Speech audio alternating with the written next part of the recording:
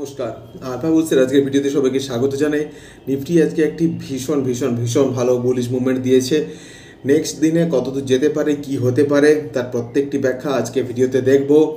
কোথায় আছে সাপোর্ট, কোথায় আছে রেজিস্ট্যান্স, কতদূর যেতে পারে মুভমেন্ট। সো আর সময় নষ্ট না করে চলুন দেখে নেওয়া যাক।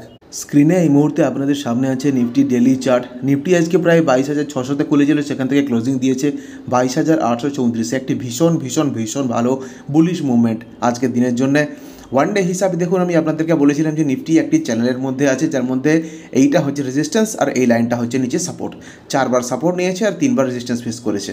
তো এইখানে আরেকবার হতে পারে রেজিস্ট্যান্স হওয়ার সম্ভাবনা, যেটা 22,800 জোনটা আছে। বিকজ এর আগে অলরেডি দেখুন এখানে তো একবার ডিপ মেরে উঠেছিল, প্লাস যদি আমি আগেও দেখি এইখানেও একবার দুবার রেজিস্ট্যান্স নিয়েছিল, এইখানে ব্রেক করে উপরের দিকে উঠে কিছুটা ডিপ মেরে আবার উঠেছিল। সো এই 800 লাইনটাকে যে আছে, এই যে লাইনটা দেখতে পাচ্ছেন উপরে 800, এই জোনটার কাছাকাছি আরেকটি স্ট্রং রেজিস্ট্যান্স ফেস করার সম্ভাবনা আছে। কালকে ফেস করতে পারে, যদি না করে উইথ ভলিউম যদি যায়, তাহলে কিন্তু এই জোনটাকে যদি ব্রেক করে উপরের দিকে উঠে, তাহলে কিন্তু মানতে হবে যে আবার একটি বুলিশ মুভমেন্ট শুরু হওয়ার সম্ভাবনা আছে। আর এবারে কতদূর যেতে পারে না, 23,000, 22,800 টু 23,000, অর্থাৎ আরও 200 পয়েন্টের আপার সাইডের দিকে মুভমেন্ট হওয়ার সম্ভাবনা আছে যদি বুলিশ মুভমেন্ট যায়। যদি সাইডওয়েজ থাকে তাহলে 800 টু 600-র মধ্যেও কিছুটা পরিমাণে ঘুরতে পারে। আমি অতীতে আপনাদেরকে বলেছিলাম যে এইভাবে কিন্তু সোজাসুজি আপট্রেন্ড হয় না। কিছুটা পরিমাণে ওঠার পরে দেখুন 300 অবধি একটা ডিপ মারবে, তাই করেছিল মার্কেট। এখানে একটু সাইডওয়েজ ছিল, এইভাবে উঠেছিল 600 অবধি, তারপরে একটা 300 অবধি ডিপ মেরেছিল, এইখানে কিছুটা সাইডওয়েজ ছিল, দিয়ে আবার আজকে উপরের দিকে উঠতে শুরু করে। একবারে কোথায় না, নেক্সট রেজিস্ট্যান্স যেখানে আছে ঠিক সেই জায়গাটাতে গিয়ে আজকে কিছুটা পরিমাণে লাস্টের দিকে একটুখানি সামান্য পরিমাণে সেল অফ এসেছিল, তারপরে আবার ব্যাক করার চেষ্টা করে। 5 মিনিটের ক্যান্ডেল হিসাবে একটুখানি দেখে নেওয়া যাক যে ট্রেডিং অপরচুনিটি কীভাবে থাকতে পারে।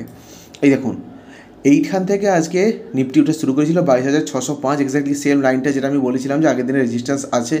এইখানটাতে এই যে জোনটার মধ্যে ছিল সাইডওয়েজ, তো এইটাকে আজকে ব্রেক করে উপরের দিকে উঠা শুরু করে কত দূর অবধি, এক্স্যাক্টলি 22,848 অবধি, যেখানে এর অতীতে যেটা আপনার চ্যানেলের যেটা রেজিস্ট্যান্স ছিল, এই যে আপার লাইনটা হচ্ছে চ্যানেল রেজিস্ট্যান্স, এটা হচ্ছে সাপোর্ট।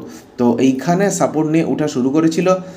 ইন দ্য নেক্সট দিন যদি এইটাকে ব্রেক করে, এটাকে যদি ব্রেক করে উপরের দিকে উইথ ভলিউম, তাহলে কিন্তু এই যে 5 মিনিটের ক্যান্ডেল হিসেবে আমরা এই জায়গাটা যে দেখছি 22,300, দেখুন এখানেও কিন্তু একবার, দুবার, 3বার, এখানে 4বার, 5বার, 5 মিনিটের ক্যান্ডেল হিসাবেও কিন্তু এখানে অনেকবার মাল্টিপল টাইম এখানে রেজিস্ট্যান্স ফেস করেছে এই জায়গাটাকে। আর আপনারা জানেন যে নিফটিতে 100 পয়েন্টের রেজিস্ট্যান্স থাকে, সুতরাং এই জায়গাটা অর্থাৎ 23,000 একটুখানি রেজিস্ট্যান্স ফেস করতে পারে। যদি না করে উইথ ভলিউম যায় তাহলে আপার সাইডের দিকে যাবে, যদি লোয়ার সাইডের দিকে যায় তাহলে 22,600 একবার ডিপ মারতে পারে। আদারওয়াইজ কিছুদিন সাইডওয়েজ যাওয়ার পরে আবার হয়তো উপরের দিকে যাবে, সেই ক্ষেত্রে হবে বুলিশ মুভমেন্ট। আর যদি নিচের দিকে যায় তাহলে ইমিডিয়েট রেজিস্ট্যান্স ইমিডিয়েট সাপোর্ট আছে এই মুহূর্তে 300 দেখতে পাচ্ছি। 300 যাওয়ার প্রবাবিলিটি খুব একটা নেই, দেখা যাক নেক্সট দিন কীভাবে পারফর্ম করে। সো এই ছিল নিফটি অ্যানালিসিস, আশা করছি বুঝতে পেরে গেছে। দেখা হচ্ছে পরে ভিডিওতে। সবাই ভালো থাকুন, সুস্থ থাকুন।